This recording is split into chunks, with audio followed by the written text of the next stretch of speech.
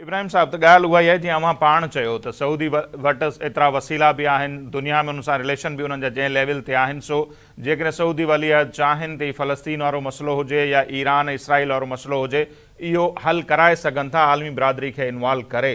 सो जेकॾहिं लॻे थो त इहो थी वेंदो, पहिरियों त सुवाल आहे जेकॾहिं इहो थी थो वञे त वाकई पोइ मोहम्मद बिन सलमान जेके आहिनि मुस्लिम उमा जा हिकिड़े वॾे लीडर तौरु बि साम्हूं उभरी सघंदा, दो की हाणे बि उन्हनि जी हिकिड़ी काफ़ी इंपॉर्टेंस त आहे। न बिल्कुलु जेकॾहिं हू चाहिनि था ऐं समूरनि इंटरनेशनल क़ुवतुनि खे गारंटर बनाए या उन्हनि जी मदद वठी जेको सो ही अहिड़ी का अॻुभराई थी वेंदी त हुन में बाक़ाइदे उन खे जेको तारीख़ में ॻणियो वेंदो उन किरदार खे। ऐं टू नेशन स्टेट वारी जेका ही ॻाल्हि करे थो, उते वधीक मुंहिंजो शक ॿियो थो वञे।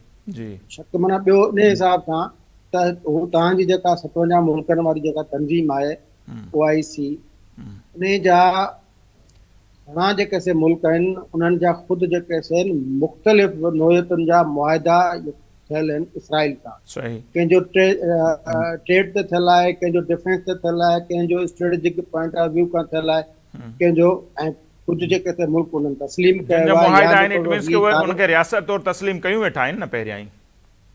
एग्जैक्टली। जी बल्कि ही जेको ताज़ो थियो हो इब्राहिम पैक्ट जेको थियो हो, उन में ही तव्हांजो ही नार वारा ही गरिल जेके से आहिनि अरब इमारतूं उहे बि आहिनि, उन्हनि जूं रियासतूं बि आहिनि, उन्हनि जो खणी सऊदी हिसो न आहे। पर सऊदी को अहिड़ो स्टैंड जेको सो या स्टांस कॾहिं बि न आहे वरितो जंहिंमां इहो सम्झे त हू बिल्कुलु जेको सो इसराइल जो दुश्मन आहे। पहिरीं ॻाल्हि इहा आहे कि ही जेको एनवायरमेंटल ठहियो आहे इंटरनेशनल, उहो तक़रीबन जेको ही ट्रम्प ॻाल्हि करे पियो त असांखे पंहिंजे मुल्क जी ई मालिकी करणी आहे, पंहिंजे मुल्क जी हुक्मरानी करणी आहे, जेका ओनरशिप चइजे जी या पंहिंजे मुल्क खे संभालणो आहे, पंहिंजे मुल्क खे ई संभालणो आहे। ही मामिलो उॾांदो वञे। हाणे जेकॾहिं ही इन ई मामले में हथ विझे थो MBS सऊदी या पाकिस्तान, त उनखे पहिरियों वॾो चैलेंज जेको आहे उहो साम्हूं ईंदो त जेके ख़ुदि मुस्लिम मुल्क आहिनि उन्हनि में कहिड़ा कहिड़ा ब्लॉक्स आहिनि। सही। मतिलबु उन्हनि जा कुझु जेके से मुल्क आहिनि उन्हनि जा ईरान सां सुठा लाॻापा आहिनि, सऊदी सां न आहिनि।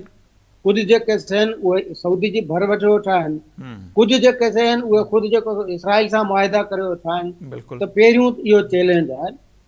उन खां पोइ थींदो इहो जो तमामु जेके मुमकिन आहे जेके जिन ते ठाह थी सघे, जिन ते सीज़ फायर थी सघे, जिन ते अॻिते जे लाइ को लाहे अमल कढी सघिजे, जिन ते हलंदे वॾे में वॾे नुक़सान खां बची सघिजे।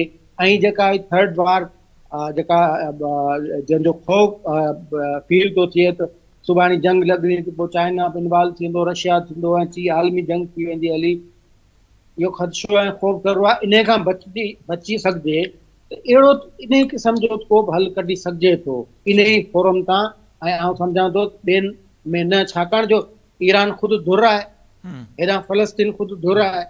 असां जहिड़ा जेके ग़रीब मुल्क आहिनि जेके $1 अरब जे लाइ जेको सो IMF खे मिनथूं कंदा था वठूं, असांजो को बि हाल कोन्हे। असां जहिड़ा ॿिया बि आहिनि ग़रीब फ़क़ीर क़िस्म जा मुल्क, उन्हनि जो को बि हाल कोन्हे। उन जे करे MBS ॿियो कुझु न अहिड़ो को बि किरदारु करे सघे थो जंहिं जे ज़रिए जेको तमामु वॾो नुक़सानु आहे उन खां बची सघिजे। ऐं ख़ासि तौर ते इंसानी हमदर्दी बुनियादनि ते हीउ जेको नुक़सानु पियो थिए, जेको इंसानी हक़नि जी वायलेशन पई थिए, ॿार सही। था मरनि, जिते औरतूं पियूं मरनि, जिते तमामु घणो ॿियो जेको नुक़सानु पियो थिए इंफ्रास्ट्रक्चर जो, घटि में घटि इन ई खे रोकण जे लाइ लाज़मी को फार्मूलो हूंदो या जेको सो का हिकमत अमली इन ते थी सघे थी, सही सघे। सही।